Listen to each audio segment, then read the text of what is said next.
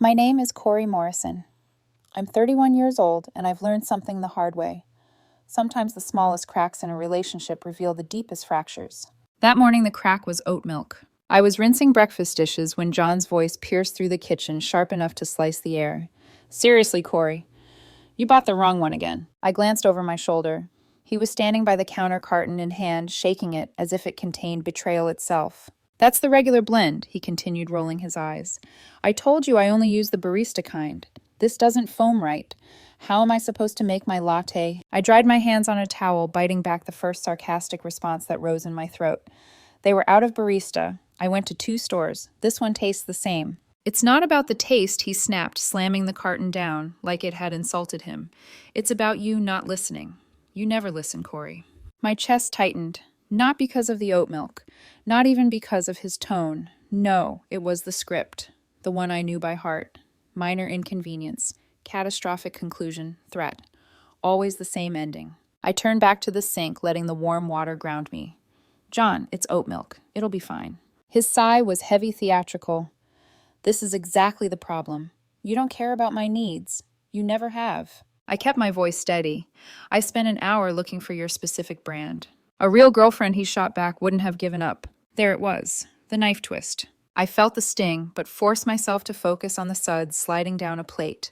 In the reflection of the window, I could see him, hands on hips, chest puffed up like he was auditioning for a drama. Then it came, the line I had been waiting for. You know what? I could leave you anytime. Remember that. It should have gutted me. 2 years ago, it would have sent me spiraling, begging him not to go apologizing for things that weren't my fault, promising to do better. I'd lived that scene over and over. But this time, something inside me shifted. I didn't cry. I didn't plead. I didn't even turn around. I just said quietly, "Noted." The silence that followed was almost comical. I could feel his confusion radiating across the room. "Noted," he repeated, voice dripping with disbelief. That's all you have to say. I stacked another plate in the drying rack, calm, as if we were discussing the weather. What else do you want me to say? I want you to care. His voice cracked with desperation. I want you to care that I might leave. I finally turned to face him. His dark hair was messy, his jaw tight, his eyes scanning me like he was searching for a hint of panic, but he found none. You threaten to leave every time we disagree, I said evenly. About coffee creamer, about movies, about which way the toilet paper hangs. It's not about caring, John. It's about control. His face twitched. Do you know how many women would kill to be with me? I almost laughed. The same ones you text when you're angry at me? Yeah, I know. That stopped him cold. He hadn't expected me to bring it up, but I wasn't guessing. He'd left his Instagram open on my laptop more than once. I'd seen the late-night heart emojis, the conveniently timed, hey you up messages. You went through my phone, he demanded, voice breaking into outrage. I didn't have to, I replied. You left it open. At 2 a.m, no less. Some friends you've got. They're just friends, he barked. At least they appreciate me. I met his gaze unflinching. Then maybe one of them will let you crash when you decide to leave. His mouth opened, then closed. For the first time in years, John looked uncertain, like a magician whose favorite trick had failed in front of a crowd. Without another word, he stomped toward the bedroom, the slam of the door rattling the frame. That was his standard finale. Usually I would crumble by now. I'd knock on the door, slide in, quietly apologize for the oat milk, the argument, the imaginary sins. Sometimes I'd order his favorite takeout to smooth things over. Always I'd be the one crawling back. But not this time. I turned off the sink, poured myself a cup of coffee with the wrong oat milk, and took a slow sip. It tasted fine. Better than fine, actually. And as I sat there, I realized something startling. His threats had only ever worked because I let them. He never left, not once. Why? Because leaving wasn't an option for him. His part-time influencer income barely covered his car payment. Rent bills, groceries, streaming services, all me. Every I could leave you anytime had been a lie, a bluff to keep me hooked. But what if just once I didn't bite? What if I called his bluff and made leaving easy for him? The thought sent a shiver of defiance down my spine, the kind that feels both terrifying and liberating. I pulled out my phone and scrolled to Marisol's number. She had been complaining for weeks about covering her apartment rent alone since her last roommate bailed. I typed a message, "Hey Marisol. Still looking for a roommate, might know someone soon." I didn't send it yet, just stared at the words, the unsent message glowing back at me like a secret. In the bedroom, I heard John pacing, probably waiting for me to knock. But the door stayed shut. For the first time in 2 years, I wasn't the one chasing. I leaned back in my chair, took another sip of coffee, and let the silence between us stretch. Inside, something settled, a quiet, dangerous kind of clarity. If he could leave any time, maybe it was time to find out if he actually would. The next morning, John emerged from the bedroom wearing the smug expression I knew too well. His favorite routine was unfolding. Wait for me to grovel, then let me earn forgiveness. He leaned against the counter, arms crossed. So, nothing to say about last night. I stirred sugar into my coffee, deliberately slow. Good morning to you, too. His brow furrowed. That's it, no apology. For what I asked without looking up. For dismissing my feelings. For not respecting me. I met his eyes then, holding steady. You said you could leave any time, John. I'm just respecting that. For a moment, he froze, thrown off script. He covered quickly with a scoff, muttering something under his breath as he grabbed his keys and stormed out. When the door shut, I let out a long, shaky breath. My hands trembled not from fear, but from the adrenaline of standing my ground. It was both terrifying and exhilarating. That night, instead of waiting for him to initiate another fight, I quietly took action. I scrolled through rental listings filtering by under $700 a month. The results were dismal. Peeling paint, rusty sinks, neighborhoods you didn't walk through alone. Still, I bookmarked a few. My phone buzzed. A reply from Marisol. Still desperate for a roommate. Why do you know someone? I typed back maybe. I'll let you know soon. My finger hovered, then I hit send. The tiny whoosh of the message felt like a war drum in the quiet apartment. The following day, I struck. John wandered into the living room, scrolling through his phone. I slid my laptop toward him. Hey, look at this place. 1 bedroom, $650 a month. Move-in ready. His eyes narrowed at the screen. What's this? An option for when you leave. I sipped my coffee casually. Since you said you could anytime. His head jerked up. Are you kicking me out? I kept my voice calm. No, I'm facilitating. You made it clear you don't need me, John. I figured I'd help with logistics. The way his jaw clenched told me he hadn't expected me to call him out this directly. This place is a dump, he spat. You know I can't afford my own apartment. I raised an eyebrow, then maybe stop threatening to leave every week. The silence between us stretched. His bravado cracked for just a second, just long enough for me to see the panic flicker in his eyes. He tried to recover, muttering, "You're insane," before retreating back to the bedroom, but the seed was planted. Later that evening, he tried a different tactic. Babe, he called from the kitchen. I made dinner. I looked up from my laptop. He'd reheated leftover pizza I'd bought 2 days ago. Thanks, I said flatly, but I already ate at work. You never eat at work, he accused. I started meal prepping. I lied smoothly. Help save money. His eyes narrowed. Saving money for what? I shrugged. Life changes. The panic in his face was new. Usually I'd cave by now, apologize, reassure him, feed his ego.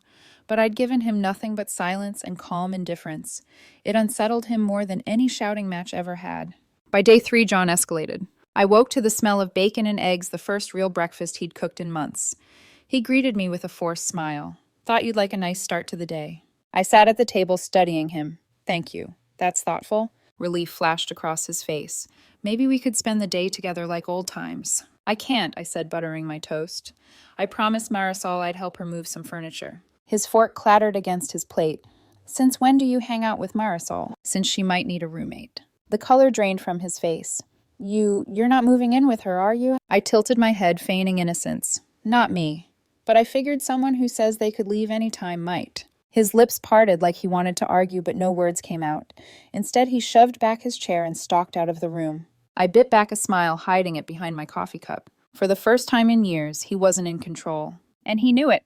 By day 4, the tension in the apartment felt like a storm cloud refusing to break. John moved around me with forced nonchalance, his every glance loaded with expectation. He was waiting for me to break the silence, for me to chase him the way I always had. But I didn't. That evening, I came home to the scent of roasted chicken candles flickering on the dining table. John stood in the kitchen apron tied around his waist, flashing the smile he used to use when we first dated. Surprise, he said, lifting the lid off a serving dish. Your favorite, garlic mashed potatoes. I hesitated in the doorway, almost laughing at the absurdity. You cooked. His grin widened. Of course. Thought it'd be nice. We could eat together, talk. Reconnect. I slipped off my coat, hanging it carefully on the chair. That's thoughtful, John. But I already ate. The smile froze on his face. You what? Work dinner, I lied smoothly. Didn't want to waste food. The flicker of panic in his eyes was subtle but unmistakable. For the first time I realized how dependent he was on my predictable forgiveness. Without it, he was flailing. By the weekend, he shifted tactics again. I woke to find him scrolling his phone with exaggerated interest, chuckling at messages that popped up on the screen. He left it on the coffee table, notifications buzzing like a neon sign. "Who's texting you?" I asked, my voice casual. He smirked. "Just friends. Jenna, actually. She wants to grab coffee later. She says I look stressed. Sweet of her, huh?" I sipped my tea unbothered. "Then go." The smirk faltered. "You don't mind?" "Why would I? You said you could leave any time. If coffee with Jenna helps, who am I to stop you?" He stared, waiting for jealousy to flare, for my voice to break. But nothing came. I simply turned back to my book. By evening, he returned from his little outing, slamming the door harder than necessary. "You didn't even text to check where I was." I looked up calmly. "You're an adult, John. You don't need my permission slips anymore." He stormed past me, muttering curses under his breath. Day 7, the allies arrived. I was folding laundry when my phone buzzed with an incoming call. It was his sister, Maya. "Corey, what are you doing to John?" she demanded the moment I answered. "He's freaking out. Says you're being cold and cruel." I folded a shirt neatly, keeping my tone level. "I'm just taking him at his word, Maya." "What do you mean?" "He says he could leave any time. I told him I'd support that choice." Her voice faltered. "You know he doesn't mean it. That's just how he vents." By threatening to walk away from the person who loves him. Silence stretched across the line. Finally, she sighed. "Look, maybe you could just be a little more patient with him." I smiled bitterly. I've been patient for 2 years. My patience has run out. When I hung up, I expected guilt to creep in. Instead, I felt lighter. The truth was out, even if Maya didn't want to hear it. That night, John tried again. He leaned against the bedroom doorframe, arms folded. "You've changed," he accused. I met his gaze steadily. "No, I've stopped playing along." His voice cracked, anger mixed with fear. "You don't even care if I leave, do you?" I took a deep breath. "I care, John, but I won't be held hostage by your threats anymore." He opened his mouth, but no clever comeback came. Instead, he slammed the door and fell into a brooding silence that carried through the walls. I lay awake that night, staring at the ceiling, my heart pounding. But it wasn't from fear. It was from clarity. For once, the power wasn't in his hands. It was in mine. The storm finally broke at dinner. It was John's mother's birthday, and she'd insisted on a small family gathering at her house. I almost declined. John had been sulking for days, oscillating between icy silence and forced sweetness, but something told me to go. The living room smelled of rosemary and roast beef. The long dining table was set with mismatched candles, soft music humming in the background. John slipped his hand around my waist as we walked in the perfect image of a doting boyfriend. To anyone else, we looked flawless. To me, it felt like a performance. We sat down between his parents and his sister Maya. Conversation flowed easily, at first work updates, the new family dog, casual laughter. John joined in with practiced charm, laughing louder than usual, making sure to brush my hand every so often. Halfway through the meal, his mother leaned toward me. "Corey, you're so quiet tonight. Everything all right?" I smiled politely, just enjoying the food. John chuckled, forcing levity. "She's been weird lately, right, babe?" I turned to him slowly. "Have I?" He froze for half a second before recovering. "I mean, you've been distant. Trouble in paradise, huh?" His tone was teasing, but his eyes were daring me to contradict him. I set down my fork. "We're perfect. At least that's what you like to tell people." The table quieted. His sister tilted her head. "So, which is it, perfect or not?" John gave a nervous laugh. "Well, you know me. I always remind Corey I could leave any time. Keeps her on her toes." The words slipped out before he realized their weight. Silence slammed down like a heavy curtain. His father's fork clinked against his plate. "You. What?" John's face drained of color. "I mean, it's just a joke. You know, playful banter." Maya frowned. "That doesn't sound playful." His mother's eyes narrowed. "John, do you threaten to leave her?" "Not threaten," he said quickly, sweat beading at his temple. "I just remind her I have options." The words hung in the air, ugly and raw. I didn't move, didn't speak, just let the silence do what I'd never been able to.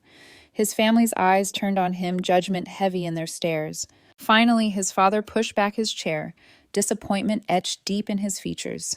"Son, that's not love. That's manipulation." John's jaw worked soundlessly like a fish out of water. I reached for my glass of water, my hand steady. "It's been like this for a long time," I said quietly. His mother looked at me, her eyes soft with something I hadn't expected, pity. "Corey, why didn't you say anything?" I forced a smile, because I kept hoping he'd stop. No one spoke for the rest of the meal. The air was thick, suffocating. John stabbed at his plate cheeks, burning red, while I savored each bite slowly, deliberately. For the first time, I wasn't carrying his secret alone. The car ride home was icy. "How could you embarrass me like that?" he hissed, hands gripping the steering wheel. I kept my gaze on the passing streetlights. "By telling the truth, you made me look insane in front of my family." I turned to him, then my voice calm, almost gentle. "You did that all by yourself." He slammed his hand against the steering wheel, the sound reverberating through the car. "You've changed, Corey. You used to fight for me." "I used to be scared of losing you," I replied softly. "Now I'm more scared of keeping you." His mouth opened, but no words came. The rest of the drive was silent, the weight of my words pressing down heavier than any argument we'd ever had. That night, lying in bed, I stared at the ceiling as his breathing turned sharp and uneven beside me. I thought of his family's faces, shock, disappointment, pity. For once, they'd seen the truth. And for once, I hadn't defended him. I felt no guilt, only a strange, simmering calm. The mask was cracking, and John knew it, and soon it would shatter completely. The morning after the dinner, John barely looked at me. His jaw was tight, eyes darting, body buzzing with restless energy. By noon, I heard the unmistakable sound of drawers slamming. When I walked into the bedroom, he was tossing shirts into an open suitcase with the grace of a tantrum. He didn't even glance at me. "Guess I'll start packing," he said loudly, projecting the words as if he were on stage. "Clearly you don't want me here." I leaned against the doorframe, arms crossed. "Need some boxes I can call the storage place down the street." He froze, one sock clenched in his hand. His head turned slowly, disbelief etched across his face. "You're offering me boxes?" "Of course," I said evenly. "You've said 100 times you could leave any time. I figure I should be supportive." His mouth opened, then closed again. The performance was unraveling. For the rest of the afternoon, he stomped around the apartment, pulling random items from closets, sighing loudly, pausing dramatically at the doorway as though waiting for me to stop him. I didn't. Instead, I folded laundry in the living room, humming quietly. Finally, he threw a jacket into a bag and stormed out, slamming the door. An hour later, he came back empty-handed, muttering something about forgetting his charger. I didn't look up from my book. His suitcase sat untouched by the door. That evening, he tried to pivot. He sank onto the couch beside me, his voice softened, almost pleading. "Corey, do you really want me to go?" I closed my book slowly. "John, you've been telling me for years that you could leave any time. I'm just taking you seriously." His voice cracked. "But you're supposed to fight for me. That's how this works." I tilted my head. "No, John. That's how you made it work. For you." He recoiled like the words had slapped him. The next day, the charade continued. He dragged his suitcase to the door again, making a show of struggling with its weight. "Guess this is it," he said, his voice thick with drama. 3 years together, and this is how it ends." I glanced up from my laptop. "Do you need the number of a mover? My friend used a great one last month." His face twisted. "How can you be so cold?" I met his gaze steadily. "Because I've finally accepted what you keep saying. You could leave any time, so either do it or stop saying it." The words landed like a blade between us. His shoulders slumped. The suitcase stayed by the door untouched, gathering dust. That night, as I lay in bed, I realized something remarkable. The fear was gone. I used to dread the sound of him packing, the threat of abandonment hanging over me like a noose. But now it felt empty, performative, hollow. I whispered into the dark more to myself than to him. I'm not scared anymore. The ceiling fan hummed above, steady and calm. Beside me, John shifted restlessly, his breathing uneven, waiting for me to fold. But I didn't. And the silence between us was louder than any threat he'd ever made. By the second week, the apartment felt like a chessboard where John had run out of moves. His suitcase still sat by the door like a prop he'd forgotten to put away, and every day he glanced at it, hoping I'd beg him to stay. I never did. He tried filling the void with noise. His phone buzzed constantly. Messages lighting up the screen. Women I'd never heard of before suddenly appeared in his life. "Jessica says I should take a break. Get out of town," he announced one evening, scrolling dramatically through his texts. "She says I deserve better." I didn't look up from my laptop. "Then maybe you should listen to her." His jaw dropped. "That's all you have to say." "Pretty much." He shoved his phone into his pocket, muttering curses. For the first time, I saw it, the raw panic he couldn't quite mask. Without my fear, without my begging, his script was useless. A few nights later, he tried to bargain. We sat on opposite ends of the couch, the glow of the TV flickering between us. He cleared his throat, his voice softer than I'd heard in months. "What if—" He paused, chewing on the words. "What if I stopped saying it?" I turned toward him slowly. "Stop saying what? That I could leave any time. What if I just didn't?" I studied him, the desperation seeping through his carefully rehearsed calm. You mean stop using my love as leverage? His face twitched. It's not leverage. I need to know you care. By threatening to walk away every week, he shifted uncomfortably, the silence pressing on him. I didn't mean it like that. Which time, I asked. The 100th, the 200th. He flinched. For once, he had no answer. Later that week, I overheard him on the phone in the bedroom.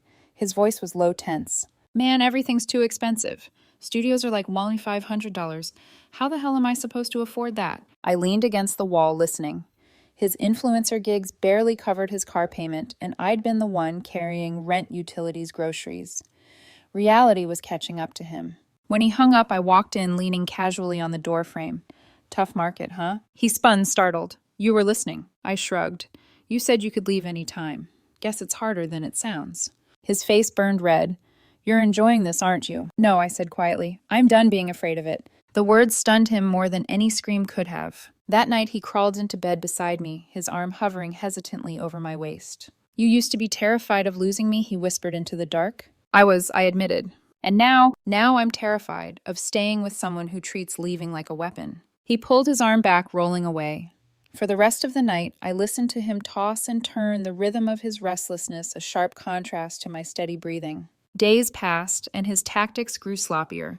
He invited an old flame over for coffee, making sure I saw the texts. She came, they laughed. They reminisced loudly in the living room. When she left, he looked at me, waiting for the explosion. I just smiled faintly. Hope you had fun. His expression cracked. That's it. That's all you're gonna say. You're an adult, John. You make your choices. For the first time, I saw the truth he had been running from. His threats, his games, his orbiters.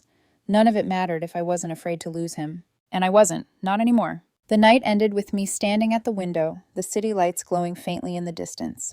Behind me, John sat hunched on the couch, phone clutched in his hands, silence pressing down heavy. I could almost hear the gears turning in his head, the frantic realization that his control was slipping through his fingers. And for the first time in years, I felt free. By the third week, John's desperation had turned into a constant hum in the background. He was quieter, but the silence wasn't peace, it was calculation. He watched me like a gambler running out of chips, waiting for the right moment to throw his last card on the table. That moment came at his cousin's engagement dinner. The restaurant was warm, filled with clinking glasses and the chatter of extended family. I wore a simple navy dress, my hair pinned back. John, as usual, played the role of doting partner, keeping a hand at the small of my back, whispering compliments that sounded rehearsed. At the table, his aunt leaned over with a smile. So, Corey, are you and John thinking about marriage anytime soon? I opened my mouth, but John cut in with a laugh that was just a little too loud. Oh, marriage isn't really our thing. I remind Corey all the time I could leave any time. The words slipped out like second nature, but this time they didn't fall into a vacuum. They landed in silence. Forks froze midair. His cousin blinked. His aunt's smile faltered. What do you mean by that? His uncle asked. John stammered. It's just a joke. Doesn't sound like one, his mother said softly, her brow furrowed. I didn't rescue him. Not this time. I took a sip of water and let the silence stretch. Finally, his cousin shook his head. Man, that's messed up. Why would you say that to someone you love? John's face turned crimson. He reached for my hand, but I pulled it back gently, folding it into my lap. For the rest of the meal, he was restless, fumbling through conversations, his laughter hollow. His mask was slipping, and everyone could see it. The car ride home was thick with tension. You humiliated me, he spat, gripping the steering wheel hard. I looked out the window at the blur of city lights. You humiliated yourself. I just didn't cover for you this time. His knuckles whitened. You used to defend me. I used to believe you'd change, I said quietly. Now I believe you won't. The words landed like stones. He didn't speak the rest of the way. When we got home, I found him in the bedroom, actually packing this time. Not the dramatic stomping, not the sighing. Real packing, folded shirts, neatly stacked jeans, toiletries, and a zip bag. I leaned against the doorframe, my voice calm. So you're really doing it? He paused, his back stiff.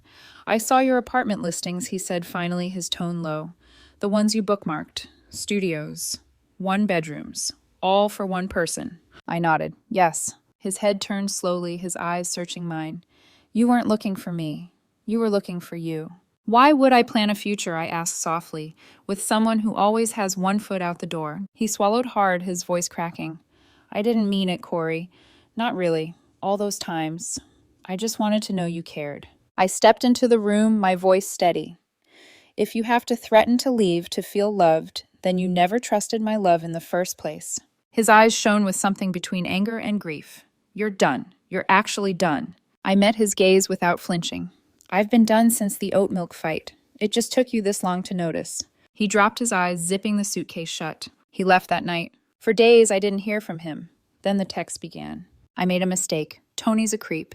He just wanted to use me. I didn't mean any of it, Corey. Please let me come home. I swear I'll never say it again.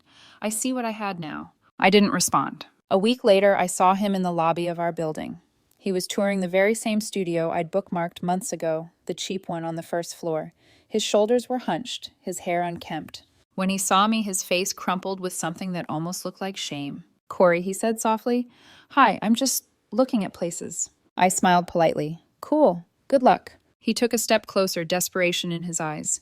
"Maybe we could get coffee, talk." "I'm good," I said simply. Then I nodded at the studio door. "That unit's actually nice. Affordable, too." He swallowed hard. "Yeah, affordable." The building manager walked by nodding at me. "Ms. Morrison, your friend Marisol says thanks again for recommending the place upstairs. She and her new roommate love it." "Of course," I replied warmly. John blinked. You set Marisol up with a roommate." I smiled faintly. "I told you. Some people are better at following through than others." For once, he had no comeback. That night, as I curled into bed alone, I felt a peace I hadn't known in years. Not triumphant, not gloating, just free. John had always said he could leave any time. Turns out so could I. And the sweetest victory was that I never had to say the words out loud. Sometimes the best way to win is to stop playing the game.